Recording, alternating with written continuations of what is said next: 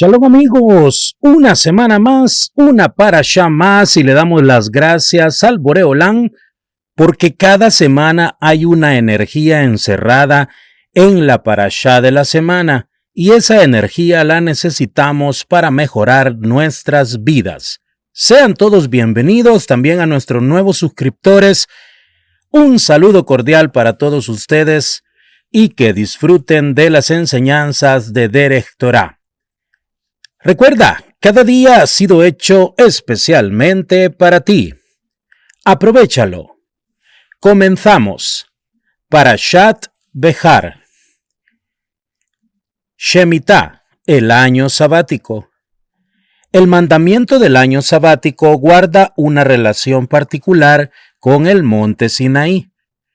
En el monte Sinaí, la majestuosidad y el poder de Dios se manifestaron a tal grado que quedó meridianamente claro que los factores determinantes del éxito material humano son la voluntad del Creador y el mérito de las personas. El descanso de la tierra en el séptimo año asimismo enseña que la fuerza fundamental del universo es Hashem, no las leyes naturales. Por ello, al dejar sus campos sin arar y sin resguardo durante un año, el judío demuestra que este mundo no es sino una antesala que conduce al mundo verdadero, que la vida realmente empieza cuando el hombre deja de esforzarse por acumular riquezas materiales y se dedica en cuerpo y alma al crecimiento espiritual. Mas como el hombre no puede abstenerse del todo del mundo en el que vive, la Shemitah solo sucede una vez cada 7 años, y es por ello que la Torá afirma claramente que el hombre debe sembrar y cosechar durante 6 años. De la misma manera que trabaja durante 6 días y después descansa en Shabbat. Este reconocimiento imbuye de santidad y propósito tanto a nuestros años como a nuestros días laborales. Sefat Emet. Según Al-Shich, la Torá relaciona la observancia de la Shemitah con la llegada del pueblo judío a la tierra que yo te doy, para contrarrestar el sentimiento tan humano de que los bienes de la persona le pertenecen solo a ella, especialmente la tierra que labra con tanto sudor y esfuerzo. Es por ello que la Torá enfatiza que es Dios el que da la tierra. Behar Sinai, en el monte Sinaí. ¿Cuál es el nexo entre la Shemitah y el monte Sinaí? Esta referencia enseña que no solo los esbozos generales sino asimismo todos los detalles de los mandamientos fueron dados en Sinaí, como lo fueron los de Shemitah, incluso los mandamientos de los que la Torá hace registro muchos años después de la teofanía en el Sinaí. Por este motivo, la frase aparentemente superflua en el monte Sinaí significa que todos los mandamientos también tuvieron su origen en el Sinaí. Rashi Sifra. Este mandamiento demuestra que solo Dios es el autor de la Torá, dado que este capítulo garantiza que el año antes de la Shemitah, la tierra producirá una cosecha lo suficientemente abundante como para durar para los próximos 3 años, hasta que la siguiente cosecha susceptible de ser consumida sea recolectada.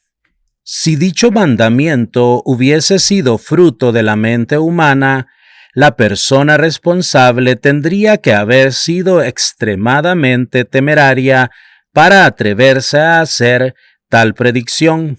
Solo Dios habría podido hacer tal afirmación. Hatán Sofer. Noten. Doy. El verbo está en presente debido a que la tierra es siempre un obsequio. Shabbat la Adonai. Descanso sabático para Hashem. Ramban comenta que la comparación entre Shemitah y Shabbat es que ambos brindan testimonio de la creación del universo en 6 días por parte de Dios y de que descansó en el séptimo. Tal es la razón de que únicamente la Shemitah, incluyendo todas las festividades, se relaciona específicamente con el Shabbat. Los 7 años del ciclo de la Shemitah aluden a los 6,000 años de la historia que tendrán como clímax el séptimo milenio, que será un período de paz y tranquilidad. Podrás sembrar, podrás podar. Si Israel observa las leyes de la Shemitah, el pueblo será capaz de elaborar productivamente los otros 6 años. A diferencia de otras tierras en las que sería necesario alternar los años del trabajo agrícola para dejar que el suelo se vigorice, sforno.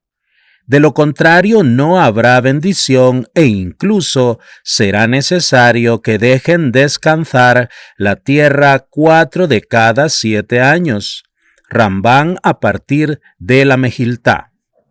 Meshech Jochma comenta que este versículo es una expresión del amor de Dios por Israel, pues nos urge a labrar la tierra y así prosperar. Lo postrero de tu cosecha, es decir, el producto de las semillas que no fueron plantadas intencionalmente, sino que cayeron al suelo al recolectarse la cosecha del 6º año. No cortarás. Durante el año de la Shemitah está prohibido que la gente trate sus campos como si fuera de su propiedad exclusiva, impidiendo que otros se beneficien de la cosecha, como enseña el siguiente versículo. Todo mundo, tanto los terratenientes como jornaleros gentiles y asimismo animales salvajes, deben gozar de acceso igualitario a la cosecha, que debe ser usada como alimento y de la que está prohibido tener usufructo comercial. Rashi. Y para tu animal y para la bestia. Solo mientras haya un alimento disponible en los campos para las bestias, sin dueño puedes almacenar comida en tu granero para tus propios animales. Mas si ya se acabó el producto del campo, debes sacar el que está almacenado en tu granero y ponerlo a la disposición de todos. Rashi Sifra. Yovel, año del jubileo. Las leyes del jubileo hacen que la gente tome conciencia de que la tierra y la libertad son dones divinos y que la propiedad retorna a quienes él desea. Si la gente comprende esto, el jubileo les servirá como acicate para abstenerse de estafar y robar, porque incorporarán la lección de que existe un amo omnimodo. El hecho de contar tales años le servirá a la nación de recordatorio constante de esta realidad. Jinuj. Y contarás para ti. El mandamiento de contar hasta el jubileo es responsabilidad exclusiva del Sanedrín, debido a que le fue encomendado en singular a Moshe en su rol de líder del mismo, Sifra. El número 7 representa la idea de que se completa un ciclo dentro de la creación, y es por ello que tanto el día del Shabbat como el año de la Shemitah dan testimonio de que la creación en toda su plenitud es atribuirle a Dios. Los 7 ciclos que llevan al jubileo hacen hincapié en este concepto, y es por ello que nuestro versículo habla tanto de 7 años sabáticos como de 7 ciclos de años sabáticos. Jinuj. Un sonido quebrado de shofar. Los sabios derivan de este sonido quebrado debe ser precedido y seguido de toques largos y claros, tequiyá, de tal manera que la ceremonia del jubileo es idéntica a la de Rosh Hashanah. Además, tales toques eran acompañados por virtualmente la misma plegaria de Shemone Esrei que rezamos en Musaf de Rosh Hashanah. Rosh Hashanah 26b. Y proclamarán emancipación. Todos los siervos judíos deben ser emancipados incluso si no han trabajado el mínimo usual de 6 años, o incluso si han optado por servir a sus señores una vez cumplidos los 6 años, como se menciona en Shemot 21, 5 y 6. Rashi. Para que una persona aprecie la libertad, debe valorar la libertad de los demás tanto como valora la suya propia. Así, cuando el pueblo de Israel libera a sus siervos a causa de su consideración por los demás, no solo los siervos se benefician, sino la nación toda. Penei Yeshua. Jubileo. Debes llamarlo por tal nombre. La raíz del vocablo Yovel significa carnero, razón por la cual el nombre del año alude al sonido del cuerno de carnero, o shofar, que lo consagró. Rashi y Ben Ezra. Según Ramban, el término Yovel hace referencia a movimiento, en el sentido de que si los siervos salen libres, todo mundo goza la libertad de desplazarse a voluntad. A su heredad. Como se estipula más adelante en el capítulo, terrenos ancestrales que habían sido vendidos entre el jubileo y el siguiente retornan a sus propietarios originales a la llegada del año del jubileo. Rashi. El vocablo ejuzar, heredar, se deriva de asir, pues quien posee la tierra la tiene en sus manos. Además, la tierra lo hace a él también en el sentido de que la persona termina por apegarse y ser leal a la tierra propia. Radak Shorashim. Del campo, como en el caso de la vegetación de Shemitah. Los frutos del jubileo pueden ser consumidos solo si hay aún producto en el campo, tanto para gente como para animales. Rashi Sifra. Secuencia de los pasajes. A partir de este punto hasta el final de la Sidra, los pasajes parecen estar dispuestos al azar.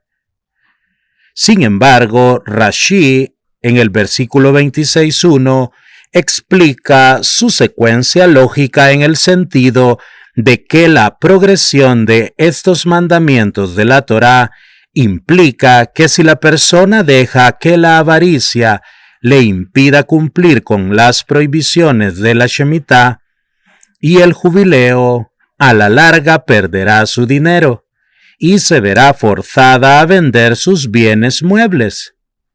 Y si a pesar de ello no hace penitencia, se verá obligada a vender su terreno ancestral, su casa y finalmente a pedir prestado con interés. Y si esta sucesión ascendente de castigos no surte aún efecto, en definitiva se verá obligada a venderse como siervo a su prójimo judío. e incluso llegará al punto de venderse como esclavo a un gentil.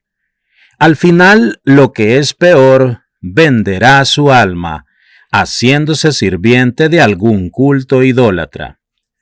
Cuando realices una venta a tu semejante. Además, el significado literal, en el sentido de que está prohibido estafar en los negocios, el versículo posee el significado adicional de que, al hacer negocios, se debe dar preferencia a un prójimo judío. Cuando realices una venta o cuando realices una compra, debes tratar de hacer negocios con tu semejante judío. Rashi Sifra. Ello es una extensión del principio general de que la persona debe tratar de ayudar a sus hermanos de cualquier manera posible. En tal sentido, debe mencionarse que la forma más elevada de caridad es ayudar a que alguien se gane el sustento de manera honorable, sin tener que acudir a la caridad.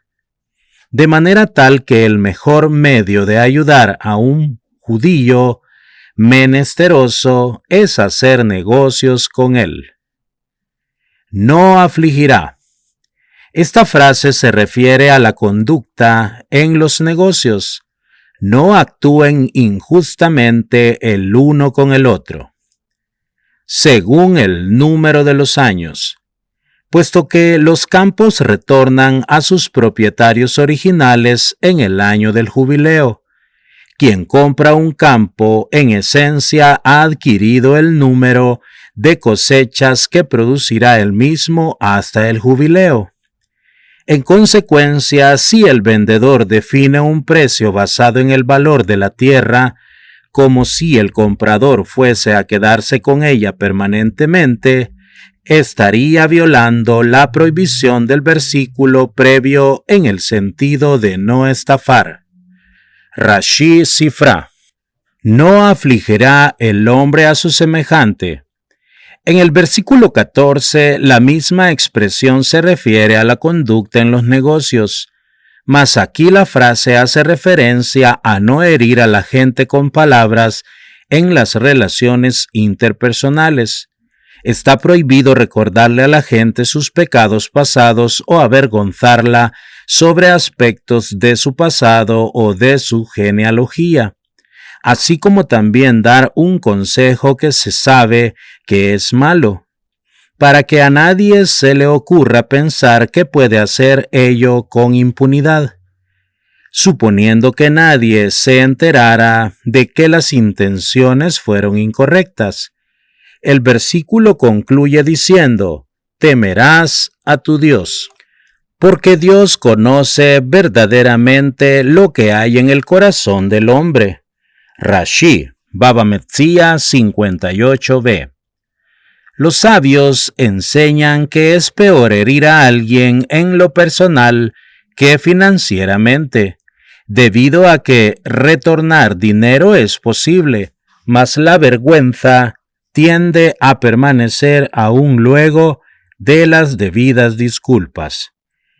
Por ese motivo, quien avergüenza a su prójimo en público es considerado un asesino, de quien se dice que no sale del Geinón, infierno.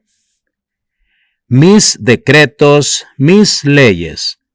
La Torá exhorta a Israel a observar las leyes citadas de Shemitá y Yovel. Los preceptos agrícolas son referidos aquí como Hukim, decretos no fundamentados en la lógica humana, en tanto que los preceptos sobre fraude, emancipación de siervos y retorno de las tierras ancestrales son denominados mishpatim, leyes, que pueden ser comprendidas instantáneamente, pues es lógico y justo que la gente sea equitativa y que la libertad y la propiedad no se pierdan para siempre. Rambán. Entonces, residirán en la tierra en seguridad. Dejar de observar las leyes de Shemitah y Yovel es causa de exilio. Pirkei Avot 5:9. Y residirán en seguridad. Esta es una repetición idéntica de una frase en el versículo precedente.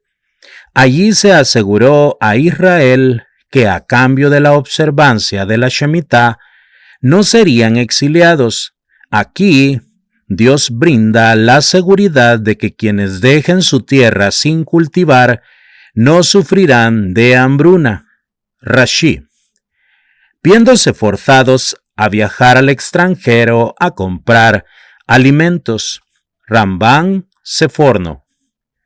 Y si dicen, el versículo previo promete que cualquier alimento que tengan bastará, gracias a la bendición de Dios, mas si carecen de fe para confiar en ello y preguntan cómo es posible que una cosecha baste para tanto tiempo, Hashem promete decretarles sus bendiciones a tal punto que la prosperidad sea tan evidente que les tranquilice.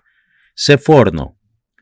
Hazon Ish explica que la Torá no pretende garantizar que todos prosperarán y estarán bien alimentados a pesar de las restricciones de la Shemitah, sino más bien el versículo asegura a Israel que a diferencia de quienes solo ven las leyes naturales, no será un proceso automático que quienes no trabajen no tendrán alimentos, pues habrá una bendición general sobre el pueblo de Israel que observa estas leyes.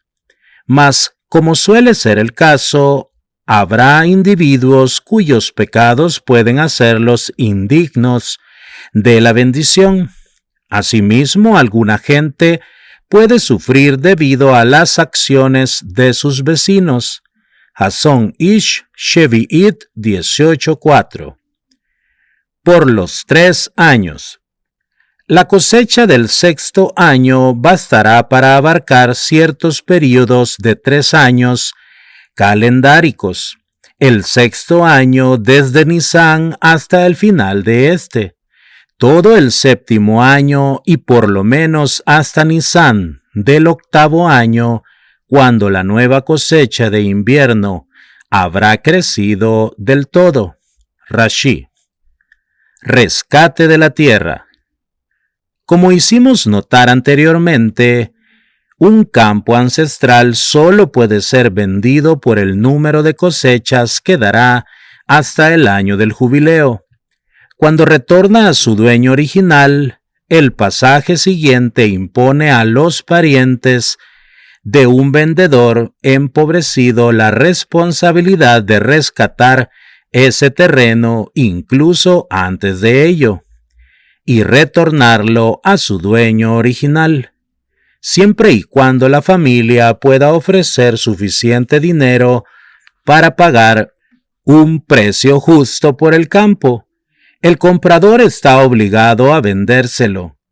Esta ley es una expresión más del principio de que la tierra pertenece a Dios y no puede ser vendida a perpetuidad, como empieza diciendo el pasaje, pues peregrinos y residentes son ustedes ante mí. Si se empobreciera, parte de su heredad, nadie debe vender su terreno ancestral a menos que se haya empobrecido, e incluso en tal caso debe intentar no venderlo todo. Rashi Sifra. Calculará. Por ejemplo, si lo compró cuando faltaban 10 cosechas antes del jubileo, entonces cada cosecha vale 1/10 del precio de la compra. Rashi. Una casa de residencia en una ciudad amurallada. El versículo se refiere a una casa en una ciudad amurallada desde los días de Yehoshua. La ley aplicable a este rescate es casi diametralmente opuesta a la de un campo o una casa en una ciudad abierta.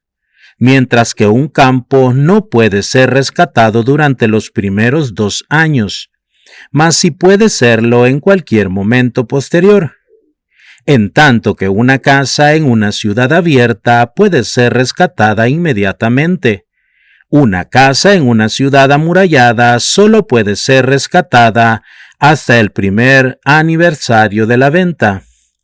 A partir de ese momento se convierte en propiedad del comprador a perpetuidad. Rashi Sifra. Ciudades levíticas.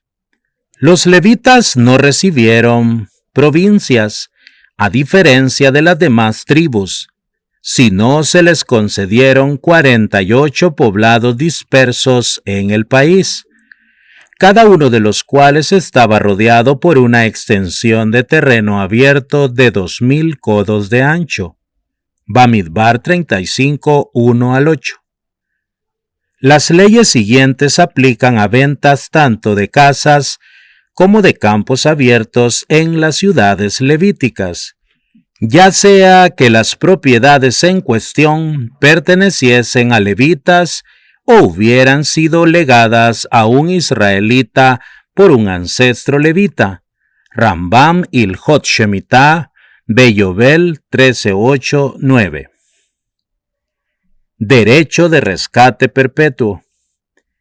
Toda parte de una propiedad levítica puede ser rescatada, ya sea de inmediato o años después, ya sea una casa o un campo, o que la ciudad sea amurallada o abierta. Rashi Sifra. Y lo que se compre de los levitas. Aunque el vocablo igal suele connotar rescatará, el mismo puede también significar comprará, y tal es el sentido en el que está empleado en nuestro versículo. Rashi. Son su heredad, puesto que la única heredad de los levitas en Eretz Israel son sus ciudades y el área circundante. No pueden ser permanentemente privados de ninguna parte de su propiedad. Rashi. No podrá ser vendido. El sentido del versículo no es que los campos no pueden ser vendidos en lo absoluto, ya que sí es posible hacerlo. Más bien, ello significa que tal propiedad levítica retorna a su dueño original en todos los casos, incluso en los que un israelita perdería su propiedad. Existen 2 maneras a partir de las cuales un israelita perdería su derecho sobre tal propiedad para siempre. A. Si consagró un campo al tesoro del templo y no lo rescató. B. Si consagró su campo al tesoro del templo y el tesorero del templo lo vendió antes de que el dueño original o sus parientes lo rescatasen. En ambos casos, el campo no retornaría a un dueño israelita en el año del jubileo, sino sería dividido entre los Coanim cuando llegase el Yobel. Empero, los campos levíticos son una excepción a esta regla, pues siempre retornan en el Yobel. Rashi Sifra. Prevención de la pobreza. Rambam dictamina que la variedad más elevada de la caridad es adelantarse a ayudar a alguien antes de que empobrezca. Ello incluye ofrecerle un préstamo, darle empleo, invertir en sus negocios o cualquier otra forma de asistencia que impida que caiga en la pobreza. La base de este principio es el mandamiento en nuestro pasaje. Lo afirmarás. Ilhot Matanot Aniim 10:7. Si se empobreciera tu hermano. Un judío ha empezado a sufrir reveses económicos, mas aún no ha descendido a la pobreza. Es tu responsabilidad retardar este declive y ayudarlo a recobrar su prosperidad. El versículo se refiere a él como Ahijá, tu hermano, un término más fraternal que Emiteja, tu semejante, literalmente uno de tu pueblo. La enseñanza citada por Rashi es fundamental, tanto para la vida del individuo como para la nación, porque es mucho más difícil que alguien se sobreponga a una bancarrota de lo que sería ayudarlo antes de que su negocio falle. No obstante, como los pasajes siguientes muestran, no importa cuánto caiga una persona, sus hermanos judíos tienen la responsabilidad de ayudarlo. Lo mismo sucede en la vida de la nación, pues, a pesar de que Israel ha sufrido y sufre incontables tropiezos en su historia, ninguno de ellos debe ser causa de desesperación. Cuando las fortunas de la nación decaen en una parte del mundo, los judíos en países más estables deben tomar la iniciativa de ayudar. Así, cuando todo parece estar perdido, en realidad no lo está. De la misma manera que Hashem hizo mundos y los destruyó, Bereshit Rabá 3:9, así la nación judía ha sufrido derrotas atroces, mas siempre empieza de nuevo y persevera. Rabí Yosef Dov Soloveitchik, en tu proximidad, literalmente contigo. El versículo enfatiza por partida doble que debes considerar su situación como si estuviese sucediendo contigo, no como algo ajeno a tu propio bienestar. Ambas expresiones hacen hincapié en la importancia de que todos sientan la responsabilidad de ayudarlo. Lo afirmarás. No esperes hasta que llegue a la pobreza, pues cuando la carga de un burro empieza a resbalarse del lomo, incluso un solo hombre puede enderezarla e impedir que el burro trastabille. En cambio, una vez que cayó, incluso 5 personas no pueden volver a ponerlo de pie. Rashi Sifra. Prosélito o residente. En la acepción presente, un prosélito es alguien que ha aceptado todos los mandamientos, convirtiéndose en hijo de Israel. Un residente es un gentil que ha aceptado los 7 mandamientos de Noaj, como lo expresaron los sabios. ¿Quién es un residente? Alguien que asumió no practicar la idolatría, pero que come aún alimentos no kasher. Rashi Sifra. Interés e incremento.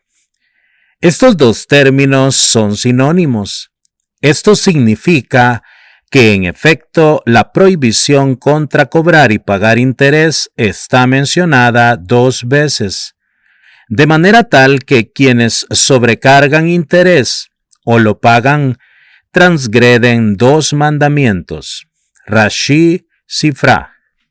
Kli Yakar sugiere que el vocablo neshech, interés, deriva de la misma raíz que neshija, mordedura, y describe lo que le pasa a quien pidió un préstamo, pues la transacción muerde sus fondos. La palabra marbit, incremento, en tanto describe lo que le sucede al prestamista, cuya fortuna recibe un incremento. Temerás a tu Dios. Sin este temor, sería difícil restringir a quienes quieren sobrecargar interés, porque parecería razonable recibir algo a cambio del uso ajeno del dinero propio, que lo sacó de la tierra de Egipto.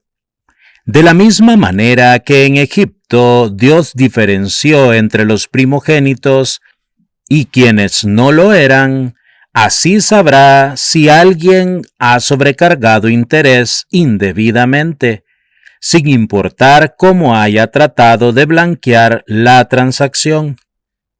Otra forma de interpretar este pasaje es que Dios nos liberó de Egipto para que aceptásemos todos sus mandamientos, incluso los difíciles, como la prohibición contra el cobro de intereses.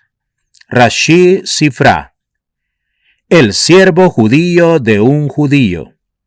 Aunque la Torá concedió a los varones judíos la posibilidad de venderse en labor a otros judíos, ello no representa esclavitud en el sentido usual de la palabra. Quienes se venden no pierden su condición en la comunidad religiosa o cívica, y en un solo caso están exentos de un mandamiento. En circunstancias muy acotadas, sus dueños pueden juntarlos con siervas gentiles con fines de procreación. Shemot 21:4. En vez de esclavos son más bien peones, quienes durante un período de tiempo determinado no son libres de renunciar a su empleo, mas cuyos señores deben tratarlos con tal delicadeza y consideración que los sabios dijeron sobre ellos que quien adquiere un siervo está adquiriendo un señor sobre sí. Kiddushim 20a. No lo hagas trabajar en labores de esclavo. No le asignes la clase de labor humillante que solo se le asignaría a un esclavo, como hacer lo que traiga artículos personales del amo a un baño público o que calce los pies de su amo. Más bien, debe ser asignado a trabajos que requieren de mano de obra calificada o a labores del campo, así como se haría con asalariados. Rashi Sifra. Él y sus hijos. Bajo ninguna circunstancia los hijos judíos de un siervo judío pertenecen a su amo, e incluso los nacidos de su esposa judía durante su período de servidumbre son libres. Lo que el versículo nos enseña es que durante los años de servidumbre, el amo de dicho siervo es responsable de la manutención de la familia de éste. Esta dependencia del amo lo que él y sus hijos dejan cuando finalizan los años de servidumbre. Rashi Sifra. Mis siervos son, no serán vendidos a la manera de los esclavos. Puesto que el judío solo pertenece a Dios, es sacrilegio venderlo en una subasta al mejor postor. Rashi Sifra. Más bien, debe ser vendido discretamente y con dignidad. Ramban Ilhot Abadín 1:5. No lo subyugarás. Aunque un judío que se vende como siervo merece ser sometido a la ignominia de tener un amo sobre sí, de todas maneras sigue siendo siervo de Dios y no puede venderse del todo. Es debido a ello que el versículo acota el dominio que puede ejercer el amo sobre él. Sforno. No busques quebrantar el cuerpo y el espíritu del siervo judío, ordenándolo que realice tareas difíciles que no sirven a propósito alguno, como decirle que ponga agua a calentar cuando no hay necesidad de ella, o darle tareas cuya duración no está claramente circunscrita, diciéndole, por ejemplo, continúa cavando alrededor de este árbol hasta que yo regrese. Rashi Sifra. Rambán elabora que está prohibido hacerlo trabajar meramente para mantenerlo ocupado. Ilhot Abadín 1.6. Siervos gentiles.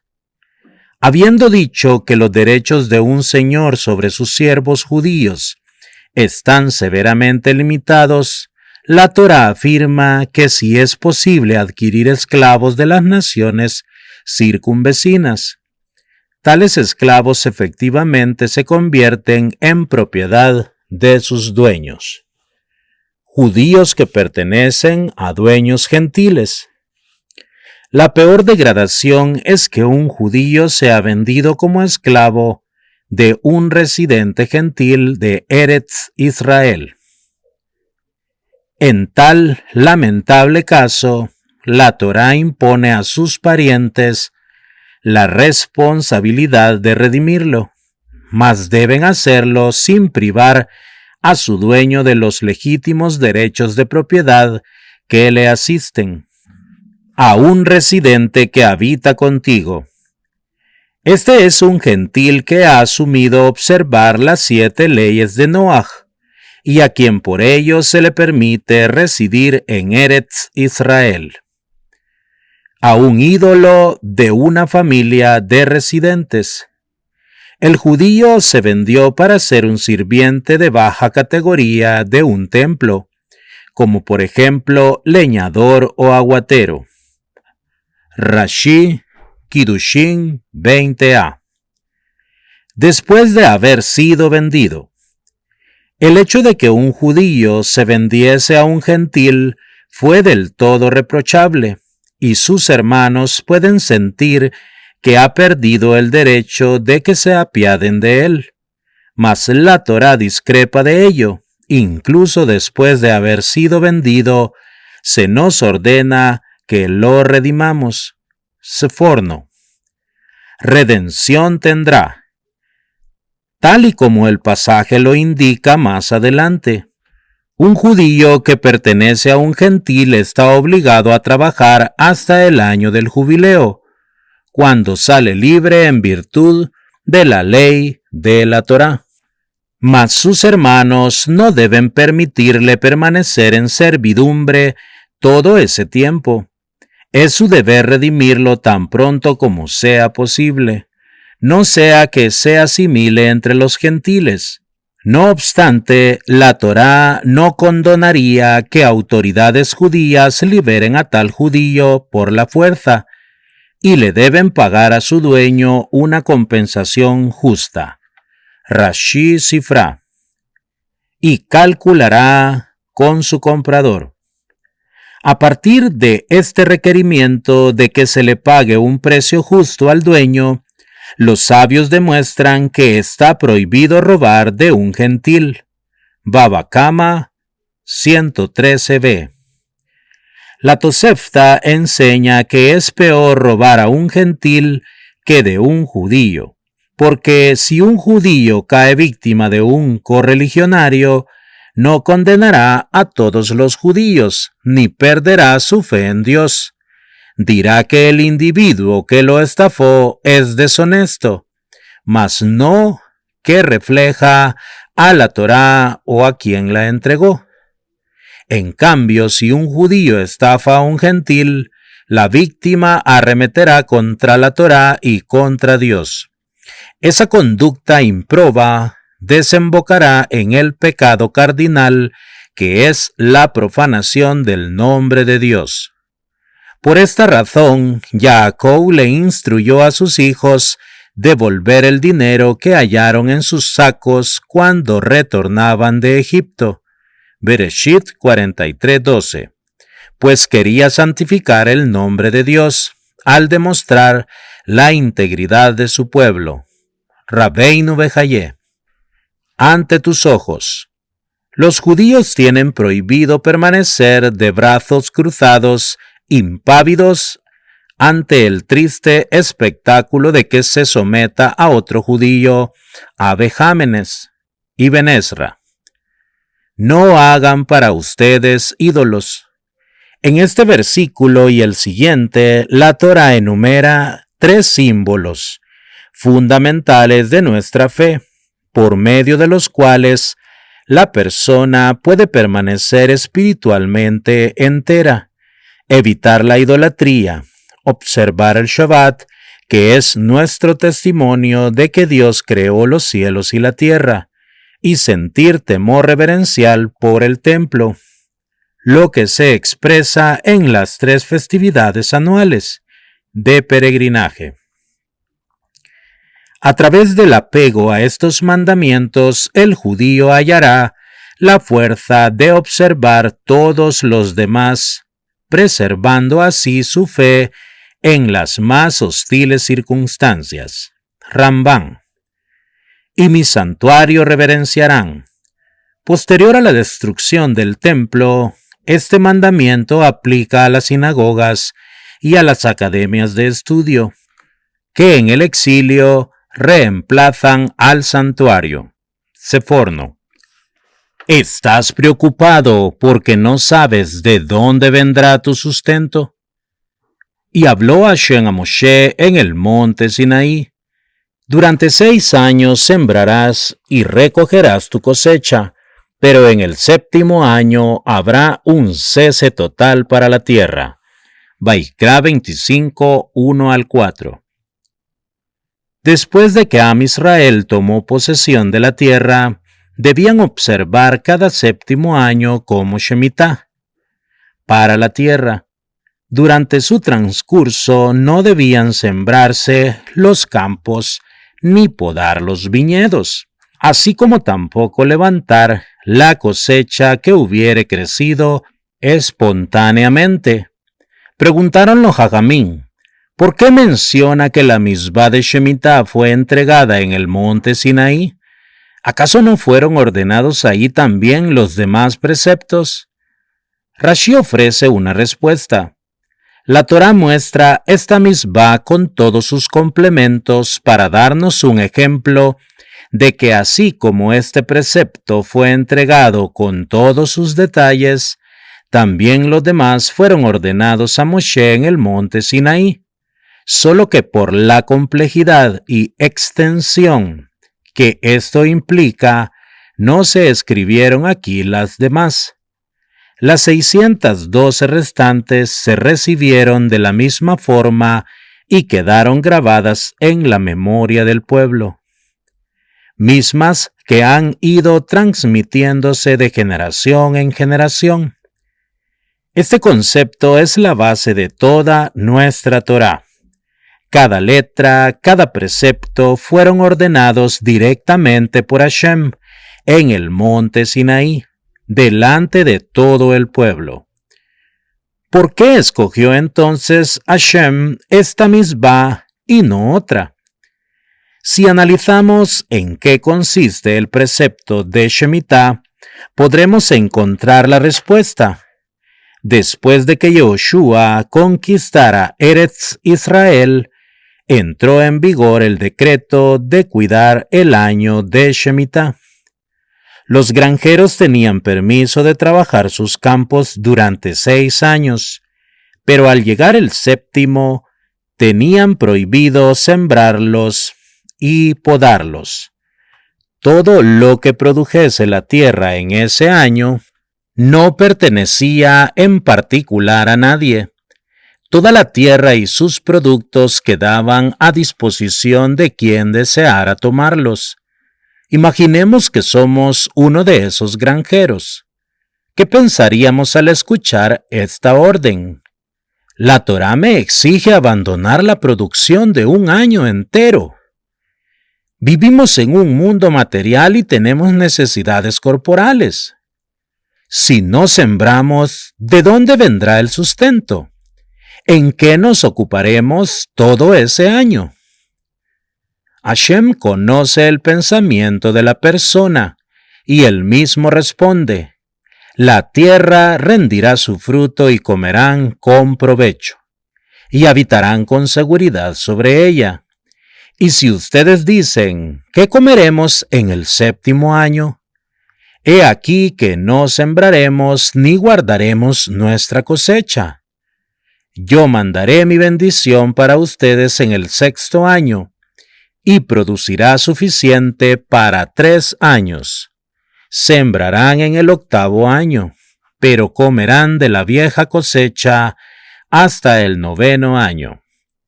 Ahora sí podemos contestar la pregunta de por qué Hashem escogió esta misbah. Shemitah es un reconocimiento de que todo cuanto posee el hombre proviene de la única fuente de donde brota, la mano piadosa de Hashem. El mismo que provee incesantemente todas tus necesidades, proveerá en el 6º año lo suficiente para el 7º y el siguiente. Al ceder las tierras durante tanto tiempo, demostramos que nada nos pertenece. Todos nuestros bienes, tierra, hogar, dinero e incluso nuestra libertad personal, pertenecen en definitiva a Hashem. Manifestamos también, por medio de su observancia, que este mundo no es más que una antesala al mundo venidero, y que al partir nadie se lleva nada. Todo lo que nos rodea es una creación de Hashem.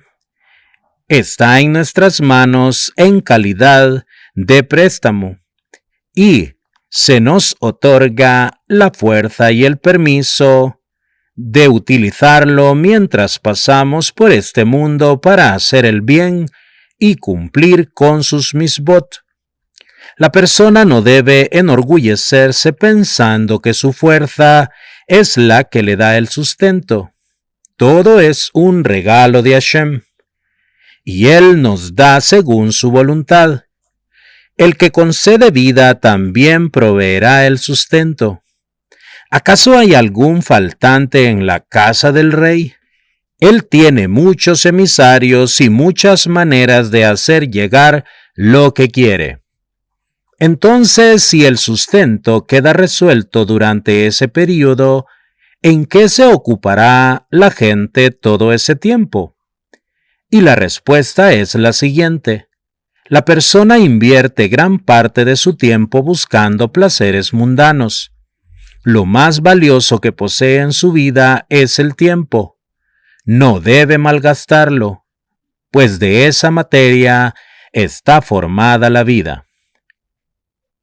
Dijo el más sabio de los hombres, una generación va y otra generación viene, mas la tierra por siempre permanece.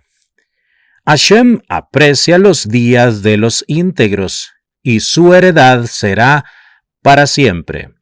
Hashem quiere que el hombre se ocupe de enriquecer su alma. Así no necesita preocuparse de sus necesidades corporales, pues eso corresponde a quien lo ubicó en este mundo. El Baal Shem Tov y un discípulo iban por un camino cuando el segundo comenzó a sentir una sed intensa. Buscó agua y al ver que no la encontraba, consultó al Rab para saber qué hacer.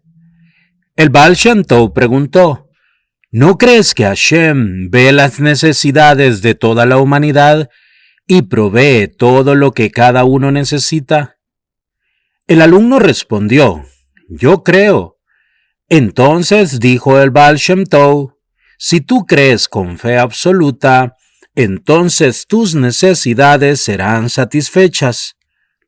Poco después se acercó a ellos un aguatero ofreciendo el preciado líquido. Una vez que sació su sed, el alumno preguntó al hombre, ¿cómo es que andas por estos rumbos vendiendo agua? El mercader respondió, mi amo se ha vuelto loco. Todos los días voy a sacar agua de un pozo cercano. Hoy se le metió en la cabeza que se le había antojado probar el agua de un pozo más distante, y me envió hasta aquí. Yo sentía bastante pesado el barril, y pensé en ofrecerles un poco para aminorar el peso de mi carga.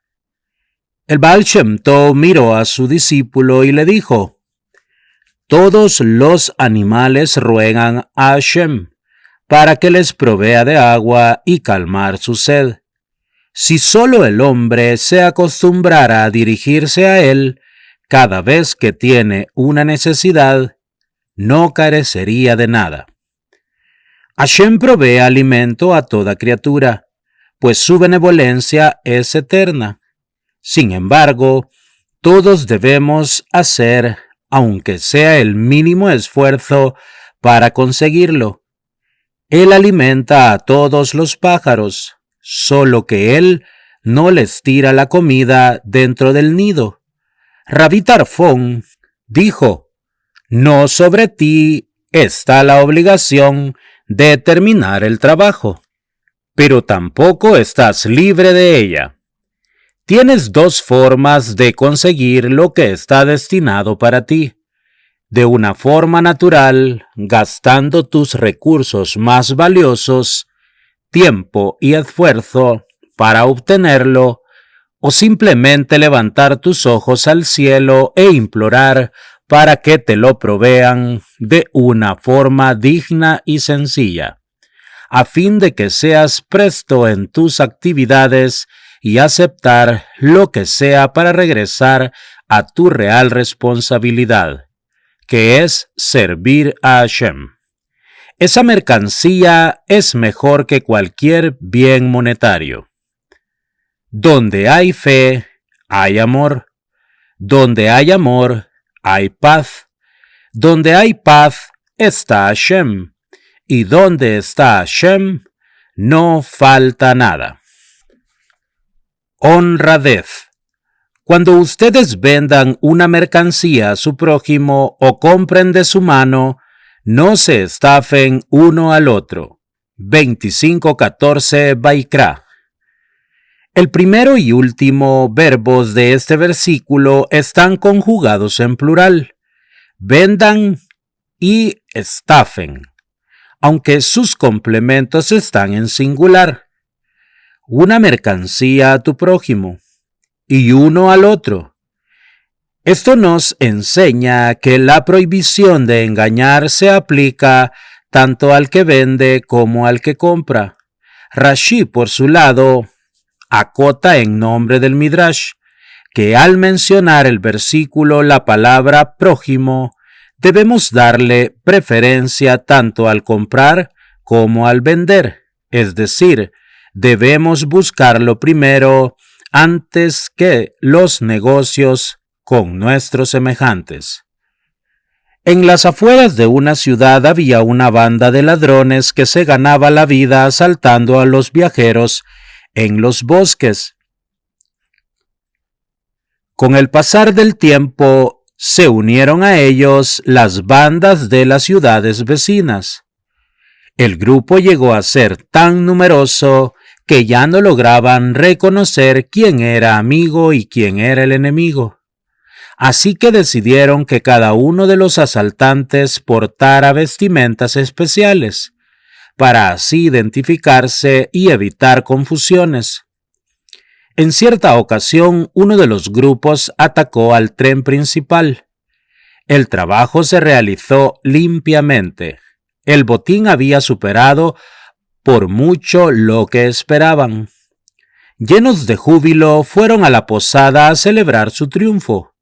Llegaron y pidieron varias botellas del famoso vino de la casa y bebieron hasta que llegó la hora de cerrar la taberna. El dueño solicitó el pago por lo consumido y los malhechores se dieron cuenta de que no tenían suficiente dinero para liquidar la cuenta. El dueño de la posada no tuvo más opción que quitarle sus ropas para conservarlas en garantía mientras le traían el dinero. Esto provocó un gran enojo entre ellos. Al cabo de unos días, la policía del reinado descubrió el secreto de las ropas especiales. Fueron localizando a cada uno de los miembros de la banda y en un solo día atraparon y encarcelaron a la mayoría de los individuos que la formaban y confiscaron todo lo que habían robado. Solo aquellos que debieron dejar sus prendas en la posada en garantía no fueron atrapados, aunque sin dinero quedaron libres e irreconocibles ante los ojos de la policía. Se alegraron de su suerte y se dijeron uno al otro: en un principio nos enfurecimos con el dueño de la posada por haber quitado nuestras ropas, y vean lo que esto provocó. Gracias a él, no pudieron atraparnos. Dijo Shlomo Hamelech: que tu ropa siempre sea blanca. El Gaón de Vilna explicó: al igual que el ser humano cubre su cuerpo con vestimentas, el alma tiene un atuendo espiritual que viste cuando sube al cielo, y se queda con ella hasta la eternidad. Cuando una mujer lava dos camisas, una de color y otra blanca, frota la más clara durante más tiempo y con mayor meticulosidad que la de color, no porque la primera esté más sucia, sino porque en la textura blanca la menor mancha resalta más. No obstante, las manchas no se notan tanto en las prendas de color. Es obligación de cada yehudí apartarse de poseer algo obtenido por medio de una transacción ilegal. Su alma se asemeja a una prenda blanca. Su pureza hace que sea vulnerable a la más mínima mancha espiritual. El dueño y el conductor del mundo reconoce perfectamente a quién pertenece cada cosa. Todo objeto obtenido de forma ilícita estará siempre reclamando a sus dueños. Las aguas robadas son dulces y el pan comido a escondidas es delicioso, pero la persona que lo hace no sabe que allí se encuentran los débiles y será atrapada. Quien toma un jabón sin autorización y se asea con él, sale más sucio que cuando entró a la regadera. Quien piensa que quedará impune al obtener algo que no le pertenece, debe saber que llegará el día en que el juez supremo confisque todo lo mundano que posee. Será atrapado con ropas de ladrón.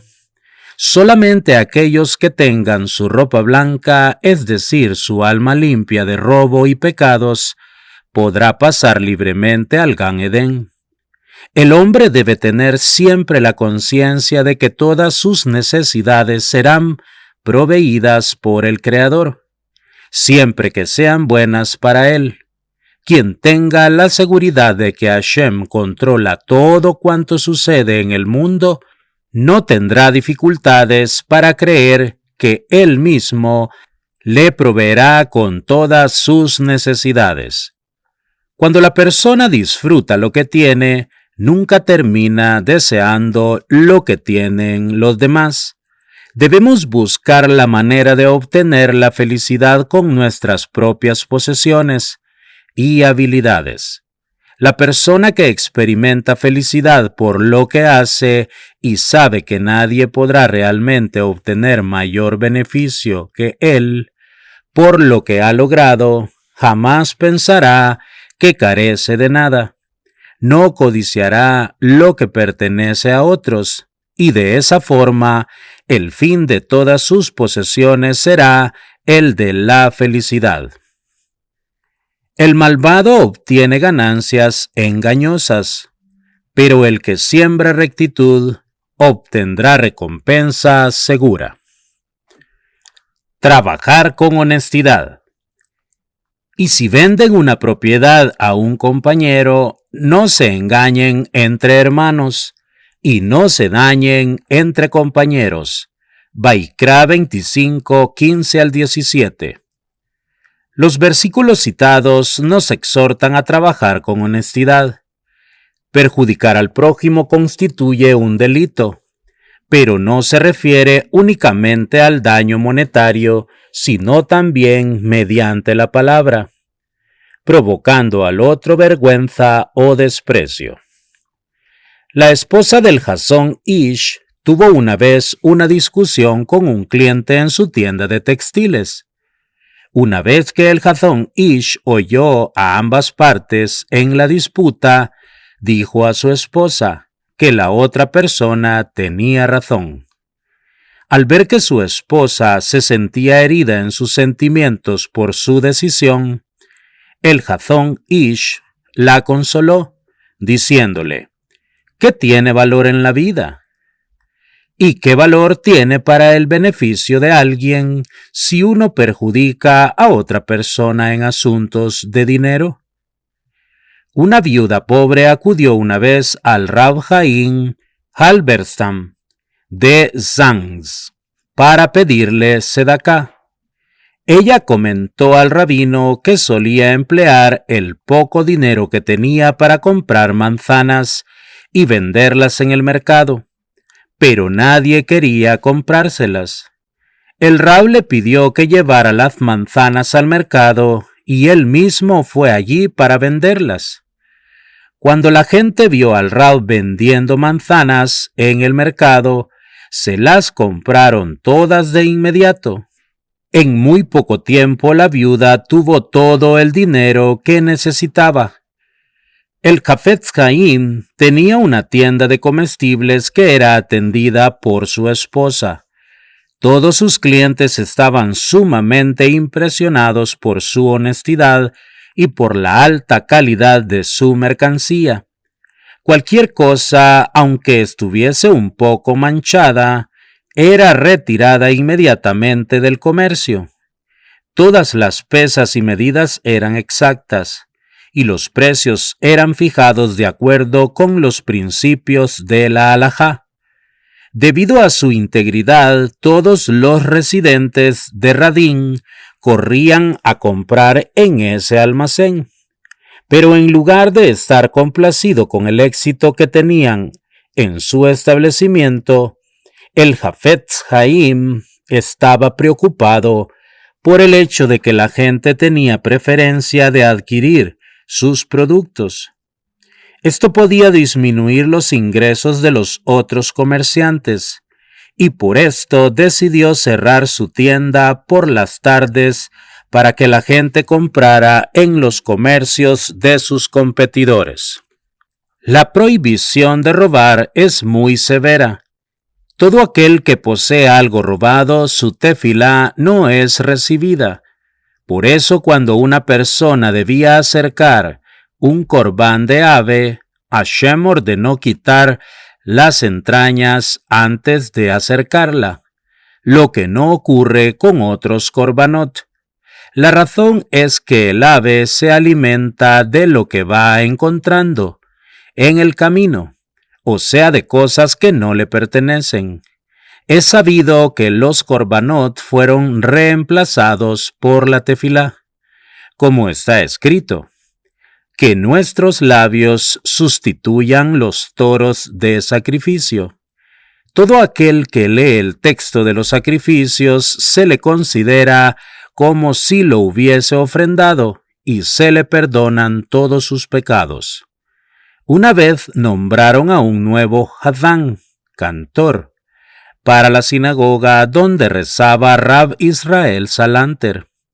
El Hadán era muy meticuloso y se acercó al Rab para preguntarle: ¿cuáles son los pensamientos más elevados que podría tener en mi mente mientras dirijo la oración? Rabí Israel respondió: lo más importante que debe hacer es aprender los nigunim, las melodías para todas las oraciones. El Hadán no esperaba tal respuesta. Parecía sorprendido. Su pregunta no había sido acerca de melodías, sino de pensamientos sublimes y elevados. Desde luego, siguió diciendo el Rab, lo más importante respecto a su trabajo es que sepa usted cantar correctamente las melodías de los rezos, y que dirija usted la oración como es debido. Si usted no es un buen hazán, si no canta bien, entonces estará engañando a la congregación y no estará cumpliendo con su responsabilidad. Primero y ante todo, le pagamos para que cante bien. Esa es su principal obligación. Si no lo hace, ¿no sería defraudar a sus patrones? Por tanto, ha de reflexionar la persona y despertar su corazón para regresar a sus dueños cualquier cosa que hubiera obtenido ilícitamente. De lo contrario, sus plegarias no serán escuchadas. Y hemos visto ya lo ocurrido a la serpiente del pecado original. No obtuvo lo que quería. Pretendía ser pareja de Javá, y lo que tenía lo perdió. Caminaba en dos patas y erguida, pero como castigo fue transformada en reptil sin extremidades. Estaba destinada a ser el rey de los animales y se convirtió en el más despreciado. Comería lo mismo que el ser humano y ahora come el polvo de la tierra.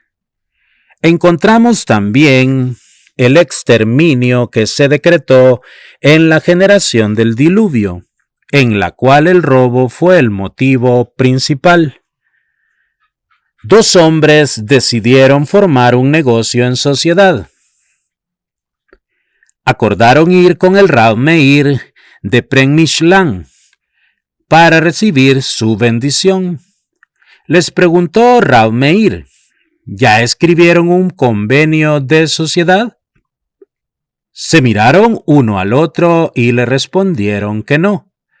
El Rab les dijo, para que una sociedad funcione correctamente, es necesario que se firme un convenio. Si me permiten, yo puedo escribirlo. Adelante, rabino, contestaron a la par. Así vamos a comenzar con el pie derecho. Rab Meir asintió y les dijo, eso es precisamente lo que quiero, que empiecen y sigan derecho. Entonces tomó una hoja de papel y escribió, Aleph, Bet, Gimel, Dalet, las primeras 4 letras del alfabeto hebreo, y les entregó el documento. Gracias, Rab, dijo titubeante. Los hombres se quedaron mirando el papel sin entender lo que estaba escrito. Al ver su sorpresa, el Rab les explicó. En estas 4 letras se encuentra oculta la llave del éxito en cualquier sociedad. Estas letras son las iniciales de fe, corresponde en hebreo a la Aleph de la palabra emuná. Bendición, la Bet de la palabra berajá. Robar, la Gimel de la palabra genevá. Pobreza, la Dalet de la palabra dalut. Si el principio de su sociedad se basa en la fe y en la corrección, verán solamente bendición. Pero si se basa en el robo, vendrá, haz shalom, la pobreza. El éxito económico de la persona depende de que su dinero y todas sus pertenencias estén limpios de toda mancha de robo, estafa o engaños. La persona debe cuidarse mucho de no dejarse influenciar por su mal instinto, que lo incita a desear lo que no es suyo.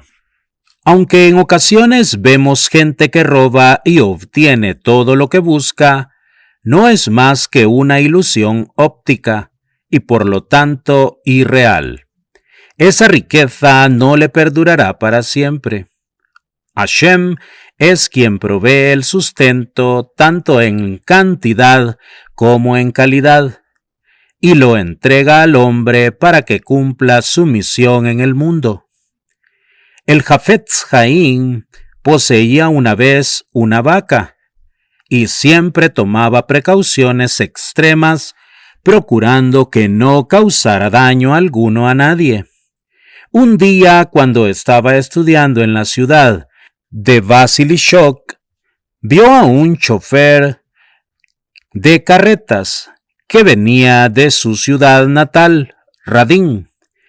Escribió entonces una nota a su esposa y pidió al chofer que se la llevara, pues ella debía recibirla de inmediato. En el camino y vencido por la curiosidad, el conductor abrió la nota y leyó lo que estaba escrito. En su contenido, el Jafetz Haim advertía a su esposa que tuviese especial cuidado de no permitir que su vaca anduviera por las calles de la ciudad durante los días de mercado, ya que muchas personas extrañas concurrían al lugar y la vaca podría tomar paja de las carretas de otras personas para alimentarse. Cuídate de aquel que engaña a los demás, pero de engañarte a ti mismo, cuídate más. Hacer lo que es correcto y justo es más aceptable al Eterno que los sacrificios. La sedaká salva de la muerte. Y si se empobrece tu hermano, lo sostendrás y vivirá contigo. Vaikra 25:32. Este versículo nos enseña que es una obligación ayudar financieramente a otro judío que necesite. Es una misbá prestarle o darle dinero para que realice sus negocios o alguna transacción necesaria para la cual le faltan recursos.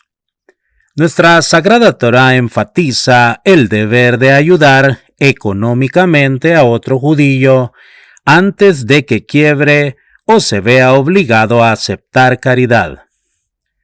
Hashem creó 10 objetos, cada uno más fuerte que el otro. La roca es fuerte, pero el hierro la rompe. El hierro es fuerte, pero el fuego lo derrite. El fuego es fuerte, pero el agua lo extingue. El agua es fuerte, pero las nubes la cargan. Las nubes son fuertes, pero el viento las dispersa. El viento es fuerte, pero el cuerpo lo detiene. El cuerpo es fuerte, pero el miedo lo quiebra. Sin embargo, la muerte es más poderosa que todo lo mencionado con anterioridad. La sedaká es aún más poderosa, pues rescata a la persona de la muerte. Los discípulos de Rav Yeshayel Muscat de Praga tenían una pregunta que les molestaba. Habían aprendido que los años de vida de la persona son fijados desde que nace. También aprendieron que la caridad salva de la muerte. Entonces, ¿la vida está limitada por el destino o puede uno cambiarla? ¿Inquirieron? Rav Yeshayel les respondió: cuando uno da al pobre más de lo que sus posibilidades le permiten, Hashem se comporta con esa persona de la misma manera. Le otorga más días de vida de los que le habían sido destinados. El Zohar explica que el indigente es considerado como un muerto. Por tanto, aquel que le da dinero es como si le regresara la vida. Hashem se comporta con el ser humano midá keneged midá, con la cualidad de correspondencia. Por tanto, también va a otorgarle vida. El Talmud relata que en la ciudad de Sefat vivía un hombre piadoso conocido como Binyamin Hatzadik. La gente de la ciudad lo había designado como administrador de los fondos de la sedaká. Una fuerte hambruna azotaba a la ciudad y una mujer fue a casa de Benjamín Hatzadik para pedir limosna. A pesar de que Benjamín sentía lástima por la mujer, la caja se encontraba vacía. La mujer insistía con desesperación, ya que temía por su vida y la de sus 7 hijos. No pudiendo tolerar el pensamiento de que sucediera eso, el Sadik, quien no tenía suficiente para él mismo, decidió mantenerla con su propio patrimonio. Después de un tiempo, Binyamin enfermó seriamente y los doctores dejaron de tener esperanza de que se recuperara.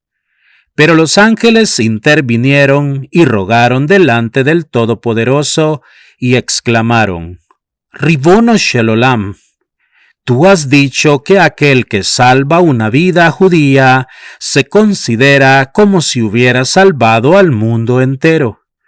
Entonces, Hatzadik, quien salvó la vida de una mujer y sus 7 hijos, ¿debe morir en la juventud de su vida?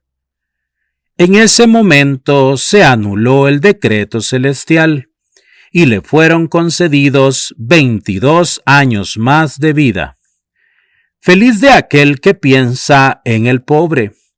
En los días malos, el Eterno lo rescatará. La palabra sedaká significa rectitud o justicia. Así, dar sedaká no es meramente el acto de dar caridad al pobre.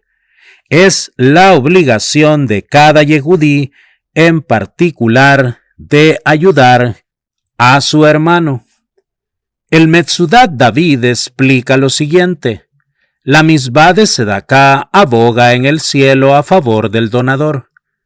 Cuando su dádiva es íntegra, es decir, que da con pureza y no con la intención de vanagloriarse. El suegro de Rabí Jehonatán Apshitz le había dado 300 monedas de oro a fin de liberar su mente de las presiones financieras.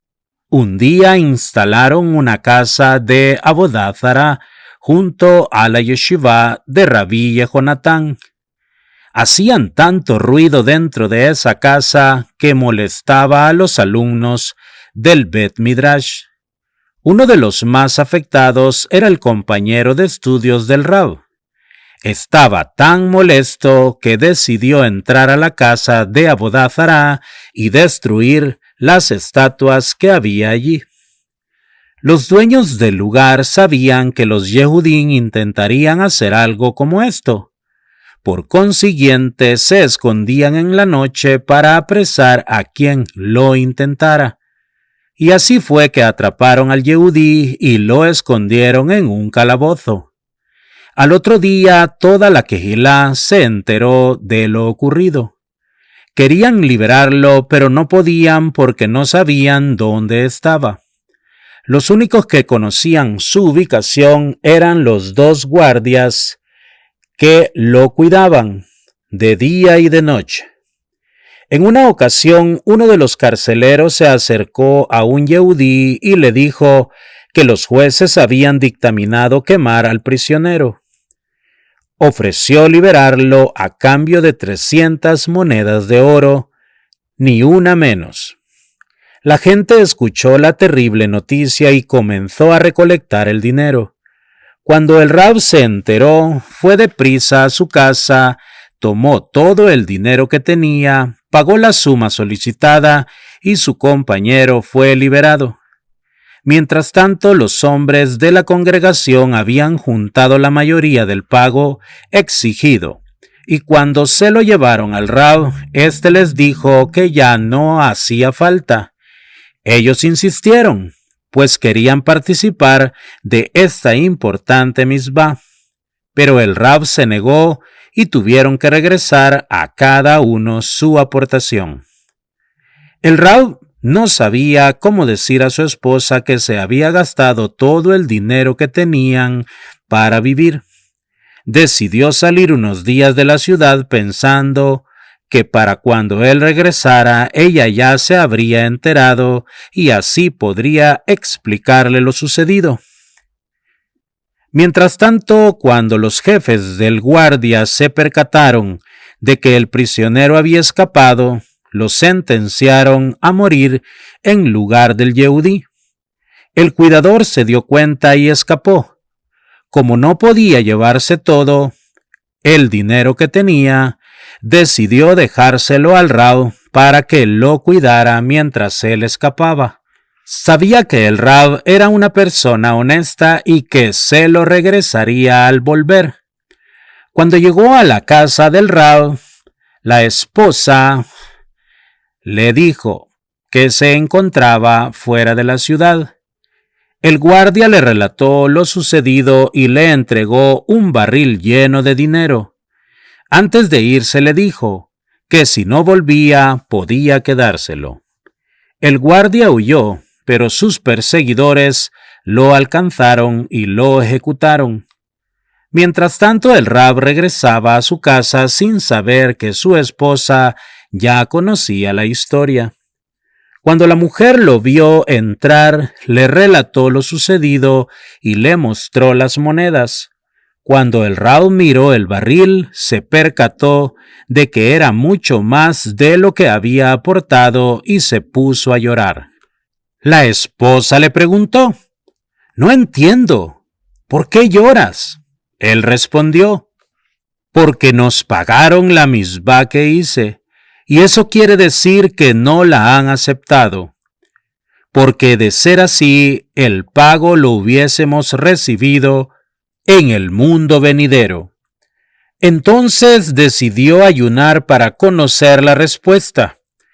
Al tercer día soñó que le decían: «La razón por la cual te regresaron el dinero fue porque no quisiste compartir la misbá con el resto de la quejilá». No es lo mismo cuando muchos realizan una misbá que cuando pocos la realizan.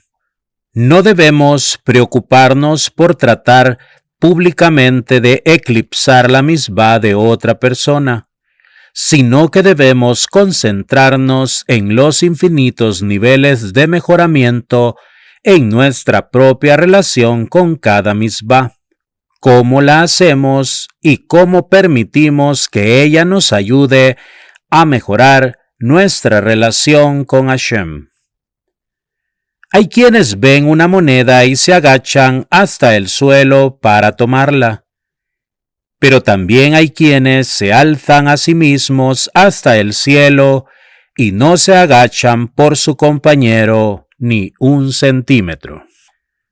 Ahora veremos la relación que tiene la Gemara del Tratado Julín 60b con Parashat Behar. Rabbi Shimon ben Pazi preguntó: «Está escrito en Bereshit 1:16, e hizo Dios las dos grandes luminarias, y seguidamente la luminaria mayor y la luminaria menor. ¿Cómo es posible? La luna habló en presencia del santo bendito él, diciendo: Señor del universo, ¿es posible que dos reyes usen una misma corona?». Le respondió: «Ve y empequeñécete a ti misma». Replicó la luna: «Señor del mundo, por haber dicho algo razonable, ¿me mandas que me empequeñezca?». «Ve y gobierna de día y de noche», le respondió. «¿Qué sentido tiene encender una vela en pleno día? ¿Qué provecho se obtiene con ello?», le respondió. «Ve y que el pueblo de Israel te use para contar los días y los años», le replicó. «Igualmente se computan las estaciones acorde al año solar, tal como versa en Bereshit 1:14. Señalarán las festividades, los días y los años». Le respondió: «Ve que los justos llevarán tu sobrenombre». Amós 7:5. Jacob el pequeño, Shmuel el pequeño, Shmuel Aleph 17:14, David el pequeño. Viendo que no tranquilizaba, dijo el santo bendito él: ofrezcan por mí un sacrificio de expiación por haber empequeñecido a la luna. Sobre esto enseñó Rabbi Shimon ben Lakish. ¿Por qué razón es diferente el texto que habla del sacrificio del chivo sacrificado en Rosh Hodesh del resto? Con respecto a este se dijo, Bamidbar 28:11, y en sus novilunios ofrecerán una ofrenda de ascensión al Eterno. En los demás no dice al Eterno. Dijo el santo bendito él: este chivo servirá de expiación por haber empequeñecido a la luna. Rab Asé cuestionó. Está escrito en Bereshit 1:12. Y la tierra produjo vegetación en el tercer día. Por otro lado, se dijo en Bereshit 2:5. Y todo arbusto del campo aún no estaba en la tierra, en la víspera de Shabbat. ¿Cómo es posible? De aquí se aprende que la vegetación comenzó a crecer y que se detuvo a ras del suelo, hasta que llegó Adán Harishon y pidió misericordia por ella. Entonces llovió y germinó totalmente. De esto aprendemos que el santo bendito él ansía oír las plegarias de los justos. Rav Nachman bar Papá tenía un jardín, plantó en él semillas, y nada germinó. Entonces rezó, llegó la lluvia y germinaron. A raíz de esto dijo, esto fue lo que enseñó Rab Asé. La explicación de la Gemara de Rashi. Dos grandes luminarias, o sea, ambas eran grandes. Sin embargo, después se dice que la luna era pequeña. De día, como consuelo. Una vela en pleno día. Las velas al mediodía no alumbran. Yomá, el sol. Estaciones. Se hacen recordar con el año solar, agregando o no un mes suplementario. Jacob el pequeño, Amós 7:5. ¿Cómo podrá sostenerse Jacob siendo tan pequeño? David el pequeño. Otro versículo del libro de Shmuel. Del resto, en las demás festividades está escrito, un chivo de expiación, pero no aparecen las palabras al Eterno. Aún no estaba en la tierra. Aún no crecieron. A ras del suelo. Estaban aguardando fervientemente a que lloviera, tal como se dice enseguida, porque aún no hizo llover el Eterno, solo lo hizo el día sexto, después de ser creado Adán. Semillas, Zeraim, Rab Asé, que el santo bendito él ansía las plegarias de los justos. Ahora entraremos en la parte del sol de Parashat Behar. Zohar Behar 110b. Rabbi Hillá y Rabbi Yosé estaban viajando cuando llegaron a una montaña. En ella encontraron dos personas que caminaban. Entretanto, vieron a un hombre que venía hacia ellos y que les dijo: por favor, denme una hogaza de pan, pues llevo ya 2 días perdido en el desierto y no he comido nada. Se apartó uno de aquellos dos hombres, sacó la comida que llevaba para el viaje y se la dio. Le dio de comer y le dio de beber. Le preguntó su compañero: ¿qué harás cuando necesites comer?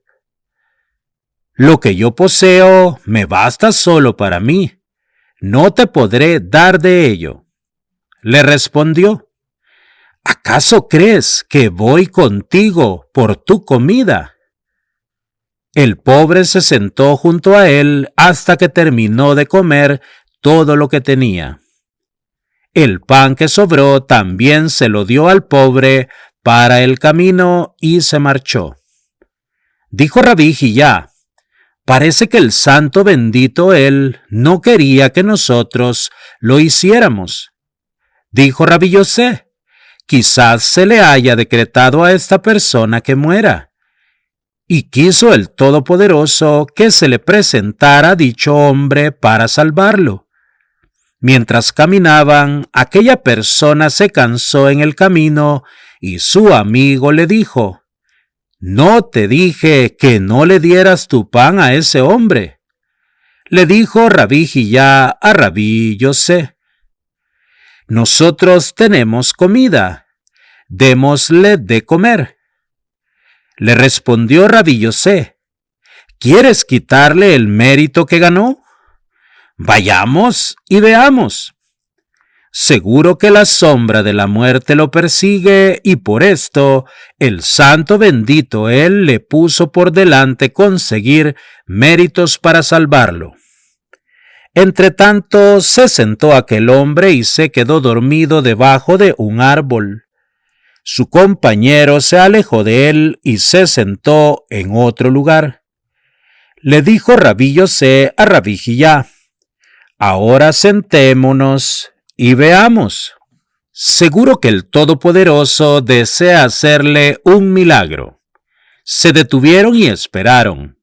Mientras tanto, vieron una especie de víbora envuelta en fuego junto a él. Exclamó Rabí Jillá: pobre de ese hombre, va a morir. Le respondió Rabí Yosé: este hombre merece que el santo bendito él le haga un milagro. Mientras tanto, descendió del árbol una serpiente que quería matarlo. Se levantó contra ella aquella víbora y la mató. La víbora se dio la vuelta y se marchó. Le dijo Rabí Yosé: ¿no te dije que el santo bendito él quería hacerle un milagro, sin quitarle el mérito que posee? Después de esto, aquel hombre se despertó, se levantó y se marchó. Lo agarraron Rabí Jillá y Rabí Yosé y le dieron de comer. Después de comer, le comentaron el milagro que le hizo el Todopoderoso. Empezó Rabí Yosé su disertación así: está escrito, Teilín 37:3. Si confías en el Eterno y hacéis lo que es bueno, habitaréis en la tierra y pastorearéis con fidelidad. Bienaventurado el hombre que realiza el bien con lo que posee. Con esto estimula el bien hacia la congregación de Israel. ¿Cómo? Con la sedaká, la caridad. Cuando se hace sedaká, se estimula el bien hacia la congregación de Israel. Por esto está escrito, Mishlei 10:2, la caridad salva de la muerte. ¿Por qué esto es así? Porque la sedaká representa al árbol de la vida y se estimula frente al árbol de la muerte, tomando a aquellos que se aferran a él y salvándolos de la muerte. ¿Qué es lo que hace que dicho árbol de la vida se estimule en esta forma? Con toda seguridad, la sedaká que dio moviliza algo en las alturas, tal como suele decir Teilín 106:3. Practica la sedaká en todo momento, tal como ya se dijo. Zohar Terumá 136b. Rab Hamnuna Saba, cuando salía del río la víspera del Shabbat, se sentaba a reflexionar por un momento. Alzaba sus ojos y se alegraba. Solía decir que se sentaba para ver la alegría de los ángeles de las alturas. Unos suben y otros bajan. Cada víspera de Shabbat el hombre se sienta en el mundo de las almas. Bienaventurado aquel que conoce los misterios de su Señor. Cuando resplandece la luz, el día del Shabbat, la felicidad se eleva en todos los mundos, con paz y armonía. Entonces, los cielos relatan el honor del Todopoderoso y el firmamento proclama la obra de sus manos. Teilín 19:2. ¿A qué cielos se refiere? Se refiere a aquellos cielos en los cuales se ve el nombre del Altísimo y se percibe el nombre sagrado. Relatan. ¿Qué relatan? Si me dijeras que relatan tal como uno relata un cuento, te diré que no es así. Quiere decir que deslumbran e iluminan con la intensidad de la luz superior y se elevan por el nombre envuelto en la luz perfecta superior. ¿Qué es lo que relatan? Que deslumbran con la luz perfecta del libro superior. Por eso se elevan con el nombre perfecto.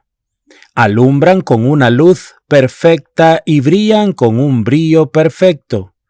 Brillan y alumbran por sí mismos, gracias a la luz que despide el brillo del libro superior, brillando y alumbrando por todos los lados que contacta. De ellos, de dicho relato y de dicha luz, se ilumina cada uno de los anillos y brillan enormemente, porque en este día se coronan los cielos y se elevan junto con el nombre sagrado, más que en cualquier otro día. Ahora veremos la halajá relacionada con Parashat Behar. Rambam, Leyes de Shabbat, capítulo 8.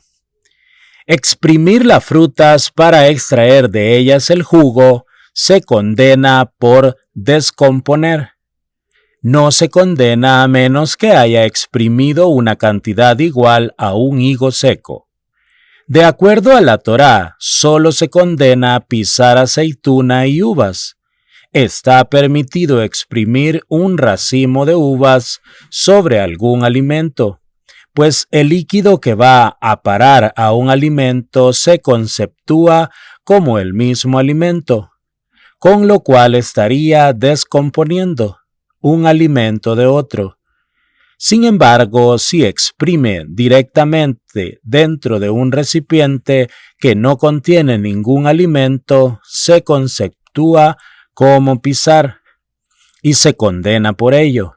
Si uno ordeña y la leche cae sobre un alimento, o si mama con su boca, no se condena. Solo se condena cuando lo que ordeña cae directamente en un recipiente. Aventar o separar. En una medida de un higo seco se condena. Cuajar la leche es un derivado de separar. Igualmente, separar el sedimento de los líquidos es una variante de separar o tamizar, y se condena. Aventar, separar y tamizar son labores idénticas. ¿Por qué? Entonces fueron tituladas con 3 nombres diferentes, porque todas las labores que se realizaron en el tabernáculo deben ser consideradas separadamente. Quien separa el alimento del desecho o quien teniendo delante 2 tipos de alimentos diferentes separa uno del otro a través de un cernidor o un cedazo, se condena. Si los separa con un canasto o una bandeja, no se condena. Si lo separa con la mano para comerlo enseguida, se permite. Ahora veremos la moral en el Sefer Hasidim, capítulo 38. Modera tu lengua al reprochar a tu compañero, pues todo aquel que sus palabras fluyen más que sus pensamientos lógicos, sus palabras se volverán contra él. Es decir, quien habla y reprende a otros más de lo que él puede soportar, o sea, que no es tan sabio e inteligente como para hacer lo que predica, y su mente no le obliga a hacer las cosas buenas que profiere su boca, dichos reproches se convertirán en un motivo de vergüenza para él. Pues quienes lo escuchen dirán, no hace nada de todo lo bueno que predica. Habla muy bien, pero no se aplica nada de lo que predica. Sin embargo, aquel cuyo intelecto supera a sus palabras, que no exagera al reprender a quienes le rodean, sino que lo hace en una medida justa, como lo manda el intelecto y la ética, y según las buenas virtudes que posee, sus palabras serán recíprocas, es decir, las palabras que usa para reprender al prójimo lo honrarán y lo glorificarán. Quienes le escuchan dirán, todo lo que reprende con lógica y con ética se halla en él mismo. Esto nos enseña que es preferible guardar silencio antes que hablar más de la cuenta. El exceso de silencio honra y glorifica a quien lo lleva a cabo, mientras que hablar más de la cuenta le hará sentir vergüenza y oprobio. Por esto, quien profundiza en los libros de Hasidut, devoción y de sabiduría, deberá hacer lo que alcance a entender, que no pretenda saber para decir que ha leído un libro, porque relatar lo que uno sabe no le sirve de nada a quien lo dice, y además no perdura. Solo es productivo para quien lo asimila. Otra explicación sobre aquello que se dijo: sus palabras fluyen más que sus pensamientos, que habla más de lo que presumiblemente sabe, tal como dijo Shlomo en Mishlei 17:7. No es propio del infame el lenguaje jactancioso, porque sus palabras gobernarán sobre él, y caerá cautivo en sus manos. Sin embargo, ¿quién sabe más de lo que habla? Que su sabiduría sobrepasa en mucho aquello que exterioriza con su boca. Quien por su gran sabiduría sabe contener su lengua y no saca palabras sino después de haber pensado en ellas, entonces su dialéctica será oída, o sea, serán suyas.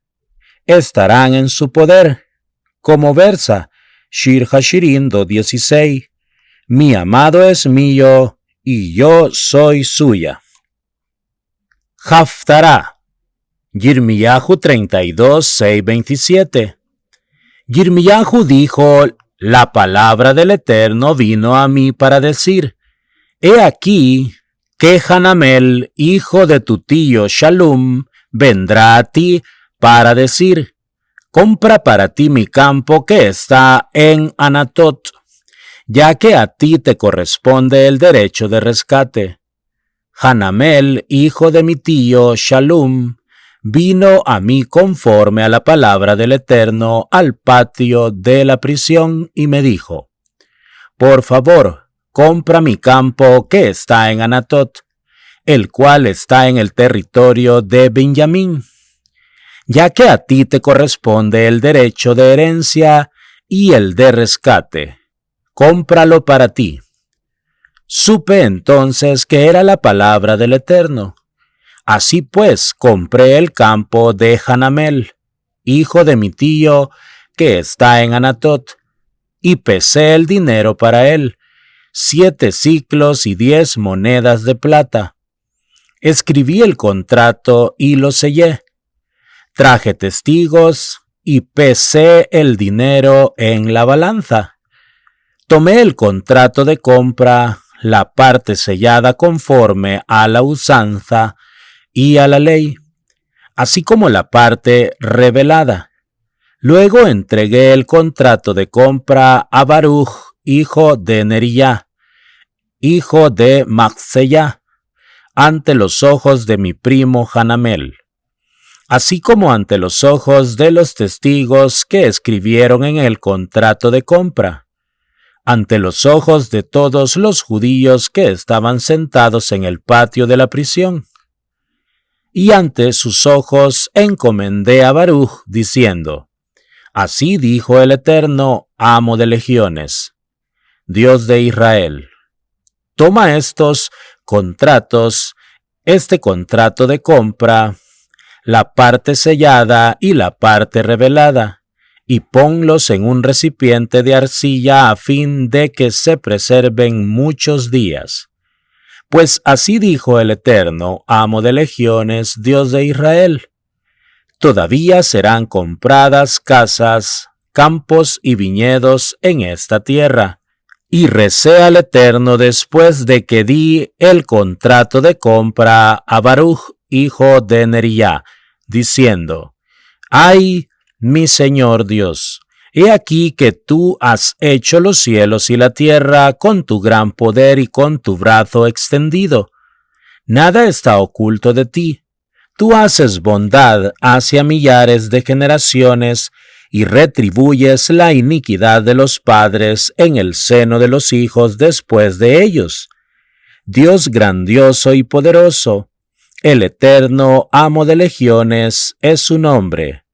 Tú eres grande en consejo y abundante en actos, y tus ojos están siempre abiertos sobre todos los caminos de los seres humanos, a fin de darle a cada hombre según sus caminos y según el fruto de sus actos.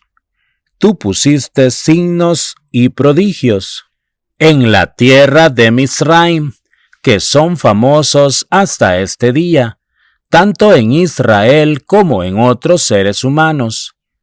Y te has forjado renombre como en este día. Tú sacaste a tu pueblo, a Israel, de la tierra de Misraim, con signos y prodigios, con mano fuerte, brazo extendido y con gran pavor. Y les diste esta tierra, sobre la que juraste a sus ancestros que entregarías a ellos, a una tierra que emana leche y miel. Y ellos vinieron y se posesionaron de ella, pero no escucharon tu voz y no siguieron tu Torá. Todo lo que tú les ordenaste hacer, no lo hicieron, y por eso les ha acontecido toda esta desgracia. He aquí que los terraplenes han llegado a la ciudad a fin de capturarla, y la ciudad ha sido entregada en manos de los Casdim, que guerrean contra ella, frente a la espada, el hambre y la plaga. Aquello que tú hablaste ha sucedido, y tú lo ves. Y aún así, tú me dijiste, mi Señor Dios, compra para ti el campo con dinero y trae testigos. Pero la ciudad ha sido entregada en manos de los Casdim. Entonces la palabra del Eterno vino a Yirmiyahu para decir: He aquí que yo soy el Eterno, Dios de toda carne. ¿Acaso hay algo oculto de mí? Amigos, hasta aquí la lectura de esta parashat interesante, Parashá Behar. Que el Boré Olam mande Parnasá Tová a sus mesas, tanto espiritual como materialmente, refúa Shalomá para los enfermos, y que la energía de esta parashá nos llene con espiritualidad y con mucha verajá.